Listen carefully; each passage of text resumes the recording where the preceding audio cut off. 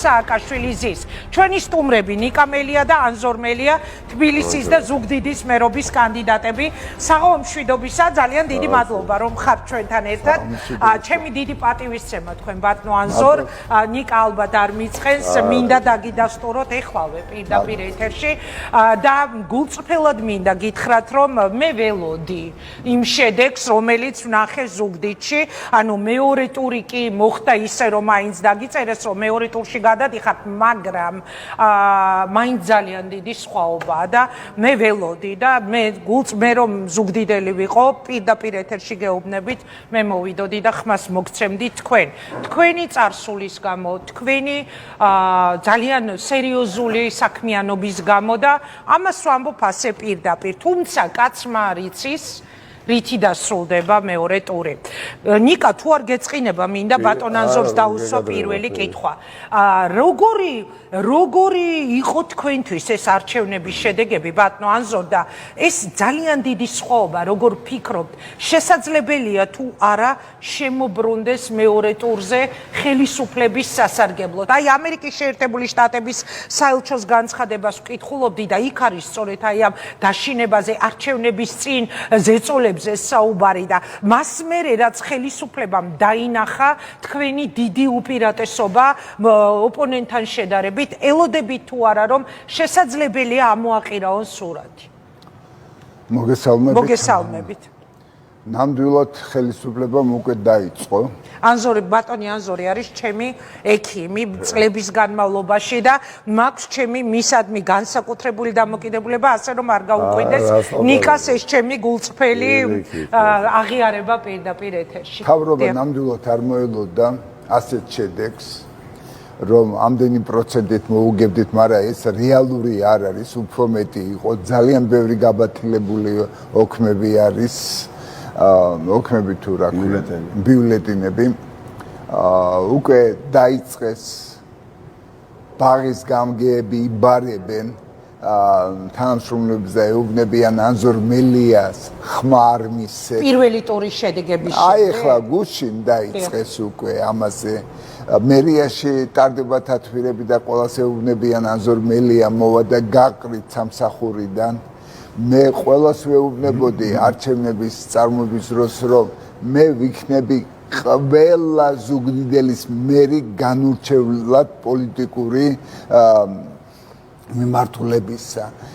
ამიტომ მე არავის გაყრას არ ვაპირებ, ის კვალიფიცირებული თანამშრომლები, რომლებიც არიან და წლები მუშაობენ, ისინი ყველანი დარჩებიან. მე არავინ არ მომყავს გუნდი, იმიტომ გუნდი ჩემი არის სავარცხლო კარდიოლოგიური კლინიკა გული და იქ კლინიკა მაქვს და არა ამისი ნუ ეშინიათ, მე ყველას მიმართ დიდი პატივისცემითა ვარ, უმრავლესობა იქ მერიაში ნამდვილად პატრიოტი, გულმხვალე ხალხი მუშაობს, რომელსაც უყვართ ზუგდიდი და მიხვდებიან რომ მე არა ვარ ბაბაეგა, არ შევაშინებ არავის, იმიტომ რომ მე ვიქნები ძალიან ობიექტური. რა არის მერის ძირითადი ფუნქცია? მერი უნდა იყოს კარგი მენეჯერი. როცა მენეჯერი ხარ, იქ ყველაფერს გეგმავ სწორად. ჯერ ერთი და გუნდს კრიფავ თავისი ნაცნობობით და იმითი კი არა, არამედ თავიანთი დამსახურებით, თავიანთი კვალიფიკაციით. აქ იქნება როგორც ხანში შესულები, ისე ახალგაზრდები, ისე სხვადასხვა პარტიებიდან, რომელიც ვიფიქრებ ზუგდიდზე. და ზუგდიდში იცით რა ეფექტი აი ამ ჩემი მერობის შემდეგ ძალიან სწრაფად დადგება, იმიტომ რომ ზუგდიდი არის ძალიან შრომელი ხალხით დასახლებული, საოცრება ეს სოფლები რომ მოვიარე და რა ვნახე, რა სილამაზე, რა მოვლილი ეზოები, რა ბინები, როგორ მაგათ უნდა სწორი მიმართულება, მხოლოდ ხელი არ უნდა შეუშალო. წარმოგიდგენიათ, თხილს იბარებენ სამლარად და ნახევრად. წელიწადში ერთხელ მოდის ეს მოსავალი. მე მეგონა რომ თლიანად ამას აწონიდნენ და არა, თურმე 100 ცალს აიღებენ თხილს, გატეხავენ, გულებს გამოყოფენ, ამ გულებით აწონიან და 3.5 ლარი ან 2.80 ასე გაგრძელება შეუძლებელია. მე ნიკასთან ვიდრე გადავალ ბატონო ანზორ, ერთი კითხვა მინდა ასეთი დაგისვათ. საყოველთაო ცნობილი იყო თქვენი დამოკიდებულება ქართული ოცნების ბიძინა ივანიშვილის მიმართ და ყველაზე მეტად მიყვარს ის ისტორია 2012 წელს ნიკა აყვებოდა მის ოთახში რო შეხვედით და რო უთხარით რომ ეხლა დამთავრდა თქვენი ნაციონალური მოძრაობა და აი რა მოხდა ისეთი 2012-დან დღემდე 2012-დან აი ამ დრომდე რომ თქვენ არა მარტო დაუპირისპირდით ოცნებას არამედ მიიღეთ გადაწყვეტილება რომ პოლიტიკურ პოზიციაზე გეყარათ კენჭი აი როგორც ის ისტორია ვგიჟდები თქვენი საკუთარი პასტით იყავით ხო კალმეთ არჩევნებზე 2012-ში და აი რა შეიცვალა 8 საათზე ვიყავი უკვე კარებთან 57 საშუალო სკოლის კარებთან 2012 წელს. ეხლა რომ ვანალიზებ რატომ იყო ეს? იმიტომ რომ გირგვლიანი საქმეზე ძალიან ისეთი მქონდა რეაქცია როგორც ყველა ქართველს და მურუსიძეს ეს უნამსო გადაწყვეტილებები ყველაფერი და მურუსიძე არა თუ დასაჯეს დააწინაურეს კიდევაც 2000 ამიტომ მე მეგონა რომ ღმერთის გამოგზავნილი კაცია ბიძინა ივანიშვილი ნამდვილად გეუბნებოდით ასე ამიტომ მქონდა შულთან არა მარტო მე ჩემი მეუღლეც ასე ფიქრობდით ყველაფერი იმიტომ რომ ჩეროდა რაღაცა ჰიპნოზი გამიკეთეს თუ არა მაგრამ ნიკასთან რომ მქონდათ აი ასეთი ძალიან შეხლა შემოხლა პირველ დღეებში რომ ვაქებდი ვადიდებდი ამ ბიძინა ივანიშვილს ნიკამ 5 თითი აიყო და ჩამომითვალა ნახავთ ეს კაცი რას გააკეთებსო ყველაფერი მითხრა გარდა კანაფის პლანტაციებისა დაპირდება და ეს ყველაფერი შეასრულა ბიძინამ და როგორ შემიძლია ამად გვერდით ვიდგე ეხლა როცა ვხედავ რომ საქართველო იღუპება რომ საქართველოს მიათრევენ ისევ რუსეთისაკენ როდესაც ცივილიზაცია აგერ არის როცა ევროსაბჭოში გვინდა შესვლა როდესაც გვინდა ნატოში შესვლა როცა გვინდა რომ ხალხი მატერიალური მდგომარეობა გაუმჯობესდეს ხალხი გააღარიბეს პურის ფულს ვერ შეუვლობენ სწავლა განათლება არ არის არაფერი ხალხი ემიგრაციაშია წასული ზუგდიდი სოფლები დაცლილია ეს ნიჭიერი ახალგაზრდა მშრომელი ხალხი მოსამსახურებად არიან ჩემთანაც ახლა კლინიკაში დღე არ გავა რომ არ შემოვიდეს კვალიფიცირებული ექთანი და მითხრას რომ რა ვქნა გვიჭირს და უნდა წავიდე მომლელად მოხუცების ეს არის საშინელება ამას წერტილი უნდა დაესვას თანაც კიდევ რამ განაპირობა ამ თავრობის გამოსვლება თქვენ ახლა რომ აჩვენეთ მშვენივრად როგორ შეიძლება ასეთი ზიზღითენით ილაპარაკო არ ვიცი მართლა წარმოუდგენელია ეს გულწრფელი ჩემი ნათქვამი იყო რომ დავფიქრდი ამდენმა ადამიანმა რატომ მისცა წინააღმდეგ ხმა პირველ რიგში ჩემთვის ვიფიქრე რომ ალბათ პირველი იყო აი ეს აგრესია დაუსრულებელი ანუ როგორ შეიძლება სულ მართალი იყო როცა ხარ ხელისუფალი და როგორ შეიძლება რომ ყველაფერზე იძახო რომ იტყუება შენი ოპონენტი იტყუება ჟურნალისტი და ეძახო მოღალატეები გარყვნილ მართლა გულწრფელად გეუბნებთ აი ზუგდიდში როგორ ფიქრობთ რას მისცა ხალხმა ხმა იმ შედეგებზე ლაპარაკობ რითიც თქვენ აღმოჩნდით პირველ ადგილზე და შემდეგი ნიკასთან გადავა სრულებებს მისცა ხმა არ შეიძლება ასე ცხოვრება არ შეიძლება როცა შენი ქვეყნის მესამე პრეზიდენტი რომელმაც სახელმწიფო შექმნა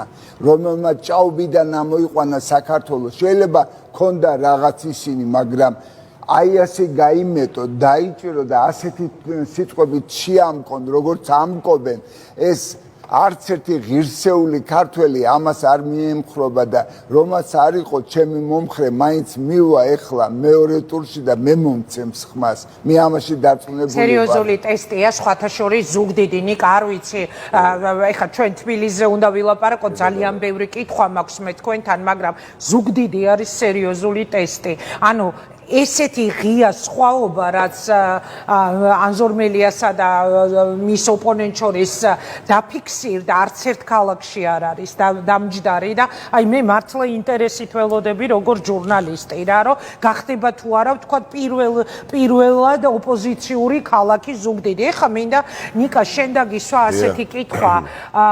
იზეიმეს მე აღმოჩნდა რომ საზეიმო თურმე არაფერი არ იყო და მე შესავალს სხვა ჩვენი შემთხვევით არ მithქვამს. ატყუებენ, უბრალოდ ატყუებენ ფულს ვინც უხდის იმ კაცს, იმიტომ რომ ააწყობინებენ ხოლმე ასე სცენას და მე ირკვევა რომ არაფერი არაა საზეიმო, მაგრამ აი რას ელოდები მეორე ტურის წინ და აქვე მინდა გითხრა რომ წეგან შესავალშიც თქვი, არ ვიცი, არ მახსენდება პარლამენტარიზმის ისტორიაში პოლიტიკოსი, რომელსაც ამდენჯერ შეუწყვიტეს დეპუტატის სტატუსი. რას ელოდები შენ?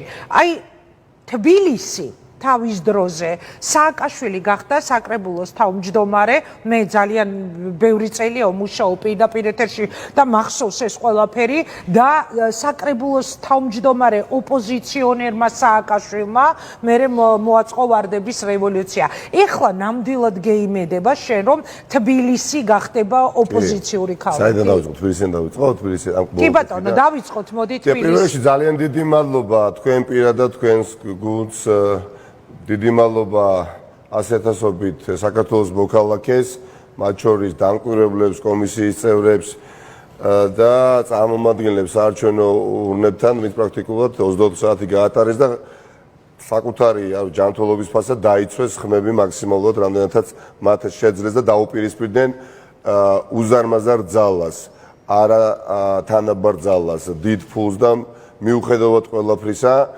უამრავ ქალაქში, ყველა თვითმმართველ ქალაქში და უამრავ სხვა ქალაქში ოპოზიციამ დაამარცხა მილიარდერის ხელისუფლება. თქვენ შეიძლება გამიშვათ ახლა კითხვა, გაიმარჯვა ოპოზიცია? არა, ჯერ ოპოზიციას არ გაუმარჯვია, მაგრამ რაც შეიძლება უკვე ვთქვათ თამამად, სერიოზულად უკვე დავასუსტეთ ხელისუფლება. ნუ ეხლა 20 ადგილზე არის მეორე ტური ეგ თავის-თავად დარტყმა მივაყენეთ და ნიშნულოვანი არა უბრალოდ ბზარი, ამაზე ღრიჭო გაჩნდა სახელმწიფო ვერტიკალში და სახელმწიფო ასე თქვა გუნდის წიაღში.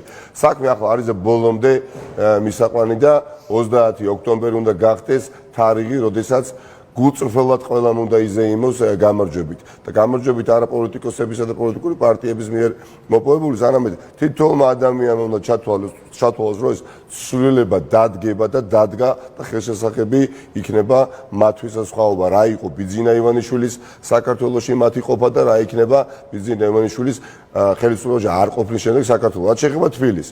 დიახ, ძალიან ოპტიმისტურათა ვარ, არანაკლებ ოპტიმისტურად, ნუ ეხლა ზუგდიდსაც შეეხება, მე უბრალოდ გამოვრიცხავ ზუგდიდში განსაკუთრებული მადლობა, რა თქმა უნდა, ყველა იმ გმირ საქართველოს მოქალაქეს, ვინც გააკეთა ის, რაც გააკეთეს ზუგდიდში, ზუგდიდის რაიონის სოფლებში და არა მხოლოდ იქ, ქუთაისში, ბათუმში, რუსთავში, თელავში, იმდენ ადგილას გავიმარჯვეთ ოპოზიციამ, რომ შეიძლება გამორჩეს და მაპატიეთ ეხლა ამ წუთას, მაგრამ ნუ ზუგდიდელებმა მართლაც გმირობა ჩაიდინეს და ეს სხვაობა გაცილებით უფრო დიდი იქნებოდა და მეტიც პირველ ტურში გამარჯვებული იქნებოდა ზუგდიდის მერიც კი, მაგრამ უკვე თამამად შეგვიძლია ვთქვათ, რომ ზუგდიდის ადგილობრივი ხელისუფლება არის ოპოზიციის. კერძოდ ამ შემთხვევაში ნაციონალურ მოძრაობამ უკვე მეორე ტური რომც არ ჩატარდეს, ხო, საერთოდ არის უმრავლესობით წარმოდგენილი საკრებულოში. ანუ ქართული ოცნების დროშა, რომელიც ფრიალებდა იქ 8 წლის განმავლობაში, დიახაც დაეცა და სამართლიანთაც დაეცა. ახლა მე ვფიქრობ, ყველანი უნდა დავირაზმოთ და არა მხოლოდ ზუგდიდში, არამედ სხვა ქალაქებში და მათ შორის თბილისშიც უნდა მოვიპოვოთ გამარჯვება. რა არის საუკეთესო გამოსავალი, როგორ უნდა მოვიპოვოთ გამარჯვება თბილისში? მარტივად გეტყვით, სრული ერთობით, მაქსიმალური კონსოლიდაციით და დიდი გამოცხადებით, მაღალი გამოცხადებით საარჩევნო ურნებთან. ქართულ ოცნებას ისტორიული მაქსიმუმი ერთი და იგივე შედეგს დებენ თბილისში. აი პრაქტიკულად არც ერთი 1000 ხმით მეტი და არც ერთი 1000 ხმით ნაკლები ქართულ ოცნებას არ აუღია, რაც ისინი არიან ხელისუფლებაში. ისტორიული რეკორდული მაჩვენებელი, რაც ქართულმა ოცნებამ თბილისში გააკეთა ხმებით და განგებ ხას უსვამდა, არა აიღო, იმიტომ რომ ყველაფრის ძალადობით, მოსყიდვით, ოდენავ გაყალბებით, ოდენავ მანიპულაციებით ჯამში ეს არის, რა თქმა უნდა, არჩევნების პროცესის დამახინჯება, მაგრამ იღებენ 220,000 ხმას თბილისში. და ეს ისტორიული მაჩვენებელი დაფიქსირდა შარშან საპარლამენტო არჩევნებზე 220,000-ზე მეტი ხმა ქართულ ოცნებაზე ცხოვრებაში არ აუღია თბილისში. წელს ბატონმა კალაძემ ყველა აი ამ მანკიერებით მოახერხა და 215,000 ხმა გაიფორმა, ხო? ჩვენ მეორე ტურში უნდა გამოცხადდეთ 450,000 და მეტი თბილისელი. ამ შემთხვევაში ოპოზიციის საზოგადოების გამარჯვება იქნება უალტერნატივო. პირველ ტურში მოვიდა 495,000 თბილისელი. იგივე გამოცხადება თუ გავიმეორეთ და ყველაფერი უნდა გავაკეთოთ, უნდა დავარწმუნოთ ერთმანეთი და მე ვფიქრობ ნაკლებად გვაქვს უკვე საქმე და ერთმანეთის დასაწყობად, მაგრამ მაინც თუ იგივე რაოდენობაც კი და დარწმუნებული ვარ მეტიც გამოცხადება მეორე ტურში ქართული ოცნება თბილისში როგორც ყველაზე მსხვილ მუნიციპალიტეტში მარცხს მაგრამ აი ეხლა შენ ამბობ რომ სხვები თუ დავარწმუნეთო და კი ბატონო ბრძანეთ და მნიშვნელოვანია ამ პროცესში რა თქმა უნდა სრული ერთობა დიახ სრული ერთობა მაგრამ რა ვუყოთ რომ მესამე ადგილზე შედეგების მიხედვით არის გახარიას პარტია ერთი კომენტარი მინდა წაგიკითხოთ ვიღებთ პასუხისმგებლობას იმას რომ უსუსურ ოცნებას შესაძლებლობა მივეცით ქვეყანა იმ მდგომარეობამდე მieყვანა, როცა დღეს ნაცმოძრაობა მიტინგს აწყობს იმის მაგივრად, რომ მერობის კანდიდატი ყოფილ პრეზიდენტს გვერდით ეჯდეს. ეს გახარიას განცხადებაა. საწავა მისი პროცენტები, მისი ხმები. აი მაინტერესებს რომ მადლობა ამ შეკითხვის მიუხედავად იმისა, რომ ბატონი გახარია დღემდე ციხეს მიწინასწარმეტყველებს და მეტის როგორც ჩანს მისურვებს მიუხედავად ამ ყველაფრისა მე ვიცი რომ დედაქალაქის მერიაში მუშაობს ბევრი ბატონი გახარიას პარტიის მხარდაჭერი ამორჩეველი რომელიც იდენტიფიცირებული ყავთ ქართულ ოცნებას როგორც პარტიას და ცდილობენ დაითხოვონ ისინი და ითხოვენ კიდევაც სამსახურებიდან ხო არაფერზე მსგავს არ ვაპირებთ პირიქით მე მოხარული ვიქნებოდი მისი პარტიის წარმომადგენლებთან თანაშრომობა რო შემდგარიყო, იმიტომ რომ მინდა რომ თბილისი რამდენადაც მრავალფეროვანია, იმდენად მრავალფეროვნებით, ისეთი მრავალფეროვნებით იყოს წარმოდგენილი დედაქალაქის აღმასრულებელ ხელისუფლებაში, მაგრამ ეს მისი არჩევანია, მე მის არჩევანსაც პატივს მას სურს რომ მე მიხილოს ციხეში, კი ბატონო, ნუ სურს ადამიანს და ეხა მე რა უფლება მაქვს ეხა შევეწინააღმდეგო მის სურვილს, მაგრამ კარგი იქნებოდა რომ ასეთი განცხადებები არ გაკეთებულიყო. მეტის მე დარწმუნებული ვარ, რომ მისი ამორჩევლის ძალიან დიდი ნაწილი გააკეთებს სწორ არჩევანს, ეს ყველა გამოვლენებაში ჩანდა და რატომღაც ქართულ ოცნებას მიაჩნია, რომ ძირითადი ნაწილი ხმების ბატონ კალაძეს, ასე ვთქვათ, წაართვა, როგორც თავდამოვლენა სინამდვილეში ჩვენ ყველა კვლევა, რომელიც ჩაგვიტარებია შეიძლება ბევრს გაუკვირდეს, მაგრამ ბატონი გახარიასა და ჩემს შორის ბევრი ამორჩეველი იყო დაბნეული თბილისში, განსაკუთრებით მსხვილ რაიონებში და ამის მიღმაც იცით, მე ხა მეორე ტურში რო ვერ გადავსულიყავი და მოწოდება გამეკეთებია ჩემი ამორჩეულებისთვის და მე თქვა იცით რა არავინ არ უნდა გავიდეთ მეორე ტურში და იქ ერთ-ერთი კანდიდატია რომელიც ციხეში უნდა იჯდეს, იცით მე არ მგონია რომელიღაცა პოლიტიკურ ლიდერს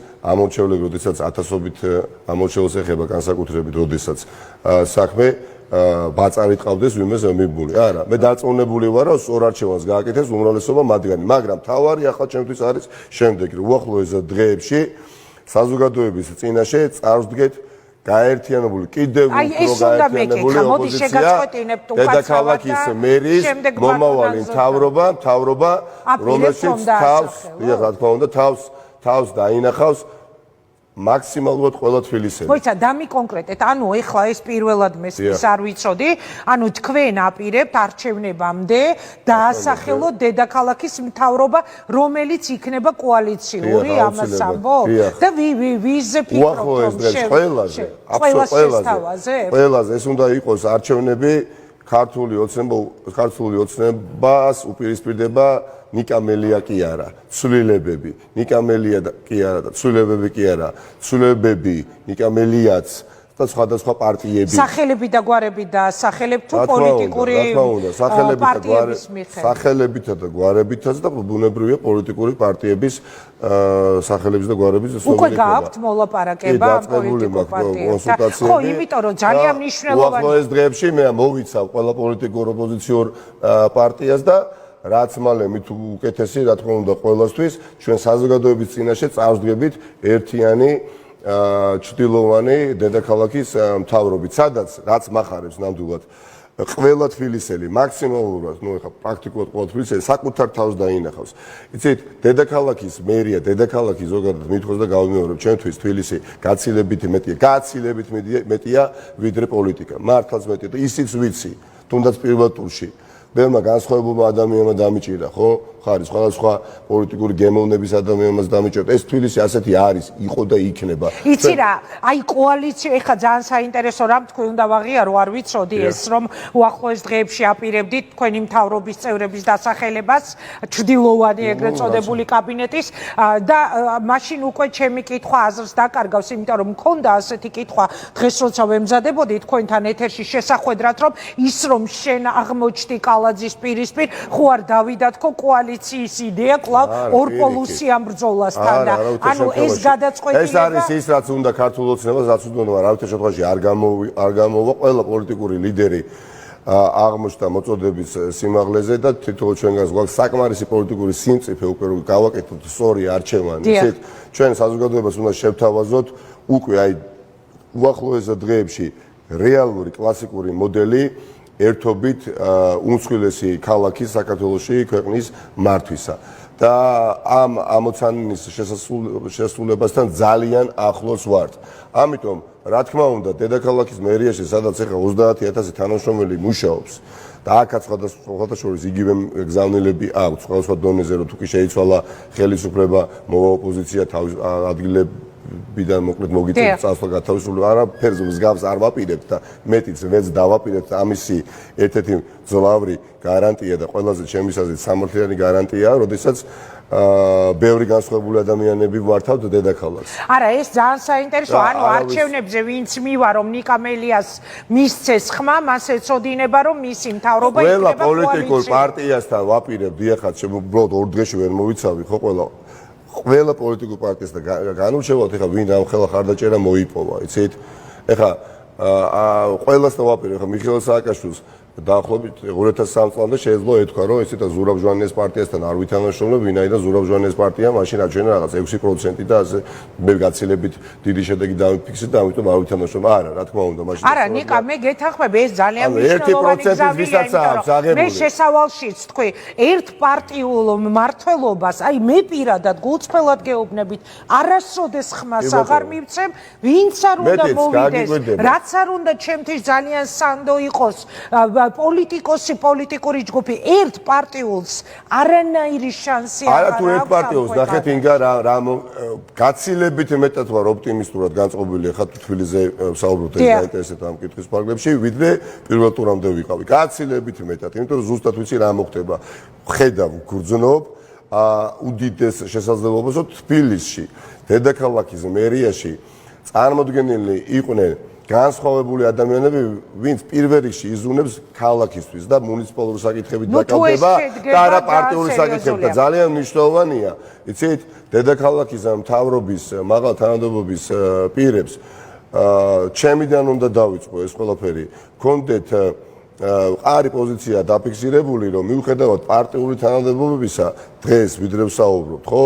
გამარჯვების შემდეგ ისინი მაღალ პარტიულ თანამდებობას დატოვებენ და გადაერთვებიან თავიდან ბოლომდე მუნიციპალური საკითხების მოგვარებით. ახლა შეუძლებელია მე ვიყო გამარჯვების შემდეგ ნაციონალური მოძრაობის მოქმედი თავმჯდომარე და ამავე დროს დედაქალაქის მერი. ეს არ შეიძლება იგივენაირად უნდა მოიქცე. მოიცა, აქ რაღაცა სერიოზულ ექსკლუზივებს ხრის ეხა ნიკა. ანუ თქვენ თუ გახდებით მერი, პარტიას ტოვებთ და გახდებით თავმჯდომარეობას დატოვებთ ნაციონალური მოძრაობის. ასეთი გუწფელები უნდა ვიყოთ.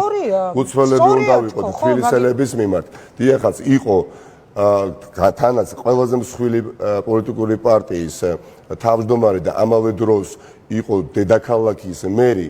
შეუძლებელია, რაც არ უნდა მოწადინებული ვიყო, რომ პირველ რიგში ვიყო დედაქალაქის მერი, არ არსებობს პარტიული ინტერესები, მე წამძლებს, ხომ? ამიტომ იგივენაირად უნდა მოიქცნენ ყველა სხვა პარტიულ თანამდებობის პირები, რომლებიც წარმოდგენილი იქნებიან მთავრობაში სხვა პარტიებიდან. ეს იმას არნიშნავს, რომ პარტია უნდა დავტოვოთ და პარტიები უნდა დავტოვოთ, მაგრამ თავმჯდომარეობის წარმოგიდგენთ ესე იგი დღის პირველ ნახევარში უნდა ჩავატარო მე პარტიაში თათფირი პირობითა და დღის მეორე ნახევარში უნდა ჩავატარო თათფირი დედაქალაქის მერიაში. ეს არ არის სწორი და ეს არ არის ის რაც თბილისში სჭირდება. მადლობა. ერთი მერე კიდე მექნება კითხვა, ანუ დავაზუსტებ უბრალოდ მაყურებლისთვის ძალიან მნიშვნელოვანი იყო ეს მართლა პირველად მოვისმინე.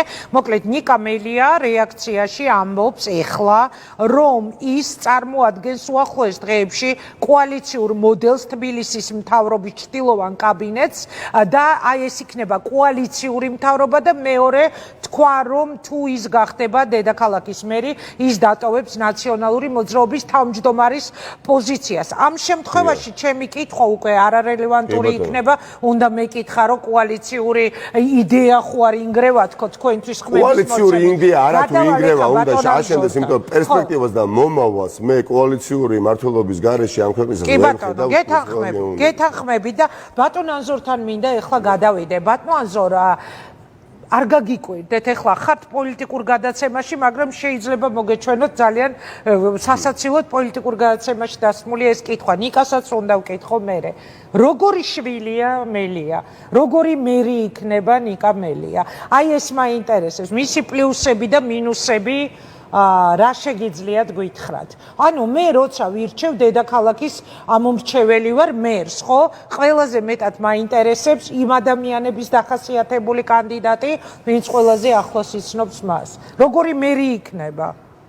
ნიკა ბავშვობიდანვე იყო ძალიან პრინციპული, ძალიან სუფთა, არასოდეს ტყვილი მაგან არ იცოდა თუ რამეს დააშავებდა აუცილებლად მოინანიებდა კაცურად გეტყოდა, ამიტომ ნიკასთან ვერ ვიქცეოდით ისე როგორც სხვა მშობლები იქცეოდნენ, იმიტომ ნიკასთან მქონდა 5 წლიდან უკვე პატივისცემა.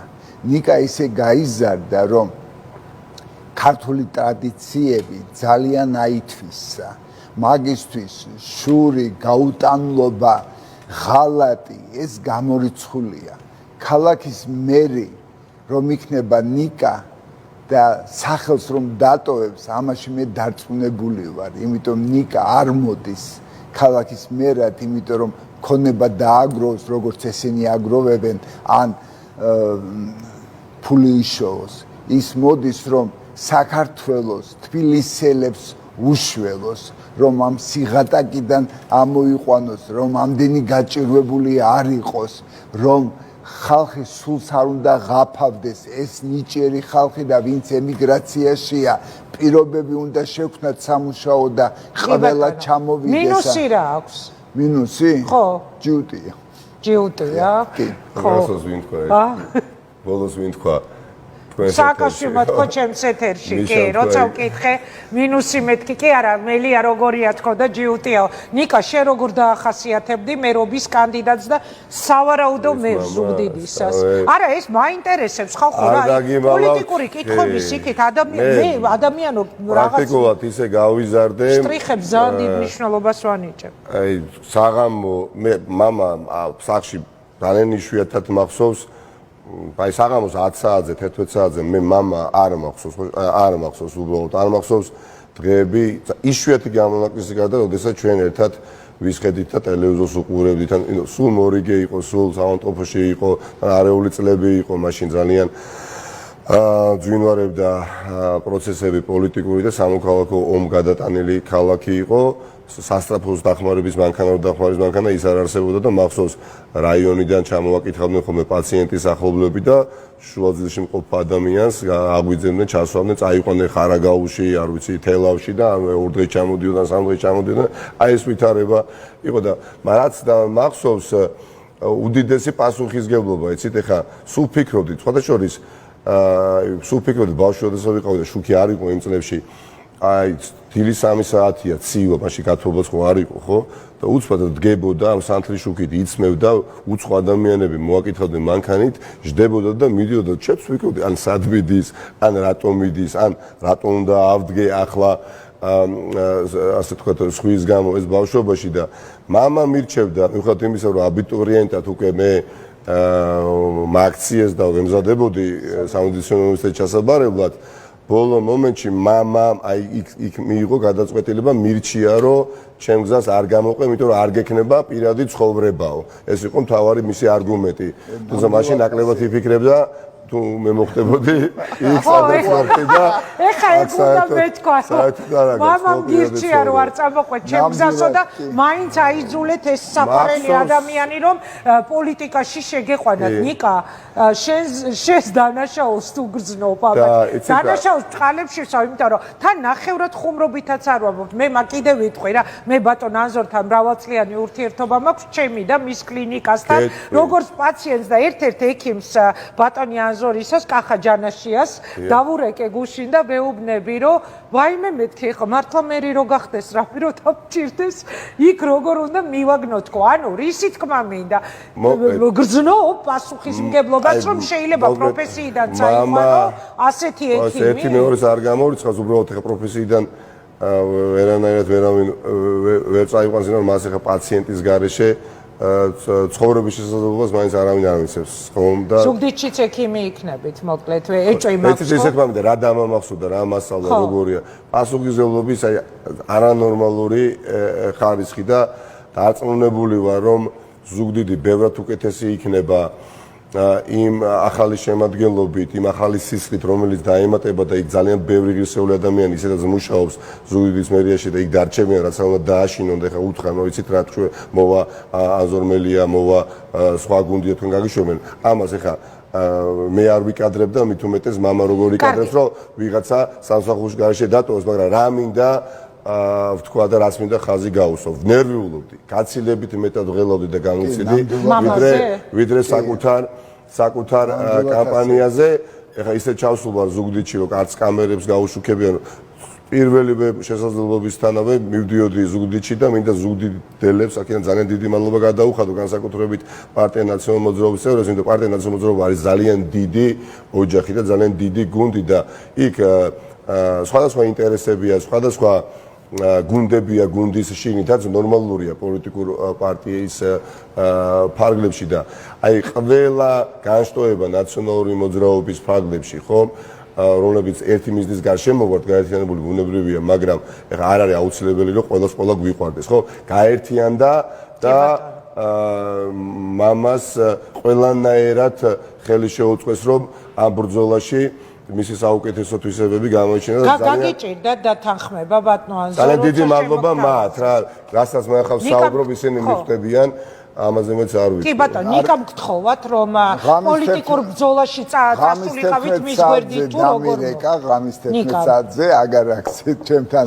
ვარ, ვეთამაშებით ჩემს შვილიშვილს, გვიან იძინებს და მამაო ზუგდიდის მერობის კანდიდატად მინდაო წამოგაყენო და მე ვთხარ რა მეთქი პასპორტი აიღე მეთქი და რას ამბობო და მე პასპორტი აიღე მონაცემები უგულისხმია რა მონაცემში ჩაიხედე დაბადების წელზე კი მივხვდით ხო მივხვდით კი მე გამოიყენეს ეს რომ ბებერი მამა გაუშვაო ფრონტი წინა ხაზეო მაგრამ მე მომზადებული ვიყავი ამ ბრძოლისთვის იმიტომ მარტო ჩემ კაბინეტში ბრძოლა ძიმე ავამტყოფებთან არაფერს არ ნიშნავს თუ მთელი საქართველო არის დაავამტყოფებული და საქართველოს უნდა შველა როცა ამათმა არ დამალეს რომ ევროპისკენ კი არ მიდიან არამედ მიდიან რუსეთისკენ აი მაშინ გადავწყვიტე არა აქ უნდა ჩავერთო და მარტო მე კი არა ყველა ვინცაც ავტორიტეტი აქვს ექიმია ინჟინერია პროფესორი თუ რაღაცა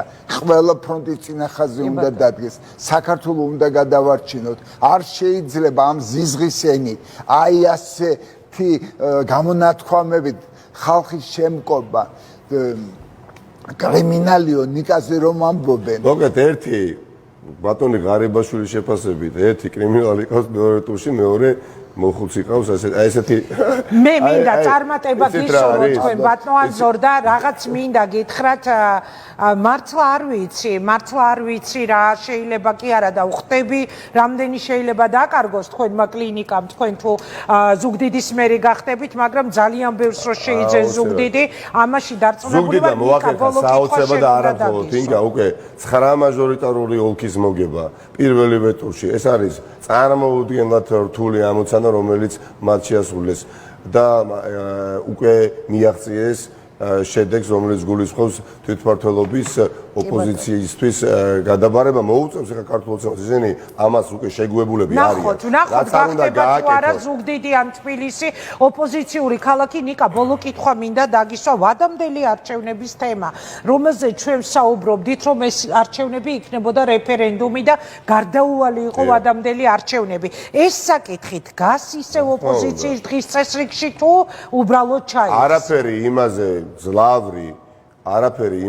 ძლავრი და არაფერი იმაზე ნათელი მოცემულობას არ შექმნის, როდესაც შენ მოიგებ ოპოზიციიდან ბევრ ქალაქს, მათ შორის თვითმმართველ ქალაქებს და ხელისუფლებას აიძულებ ამით, რომ ჩაინიშნოს ახალი არჩევნები. ახალი არჩევნების ჩანიშვნა არ ჩაინიშნოს საკითხი ჩემთვის პირადად არის მოხსენი, იმიტომ ეს აუცილებლად მოხდება, ეს არჩევნები მომავალ წელს აუცილებლად ჩაინიშნება.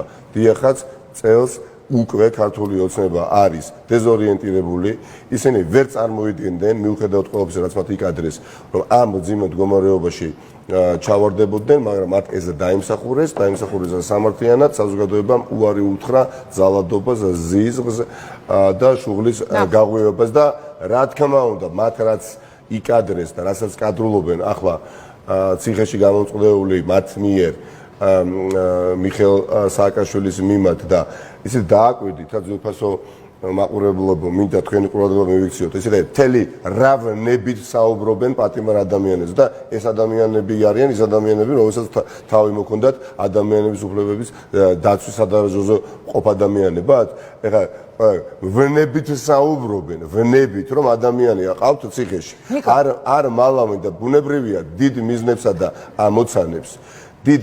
და ამოცანებს და ციხი არ აბყოლებს. დიახაც დიდ მიზნებსა და ამოცანებთან იყო შეჭიდებული მუდმივად მიხეილ სააკაშვილი და ბევრისთვის წარმოუდგენელ ამოცანებსაც, მაგრამ განასხვავებს დიახაც ბევრი ადამიანისგან მას აი ეს უნარჩვევები, როდესაც შეუძლებელსაც ეჭიდებოდა და ამ შეუძლებელსაც გამორიცხავ მის გვერდით აღმოჩნდე დღეს დეპუტატის იმუნიტეტი მოგიხსნეს და ამნისტიასთან დაკავშირებით შენი ცნობილი პოზიცია უძღოდა ამას წინ და გამორიცხავ ამას გულწრფელად გეკითხა. არა გამორიცხვით უბრალოდ ამის შესაძლებლობა დროის თვალსაზრისით აღარ მიეცემა ქართულ ოცნებას. რატო აი აგერ გამოდის ღარიბაშვილი და ჭკუით თუ არ იქნება, ნუ სააკაშვილზე ამბობს მართალია, მაგრამ შენზეც შეუძლია ეს გაავრცელოს.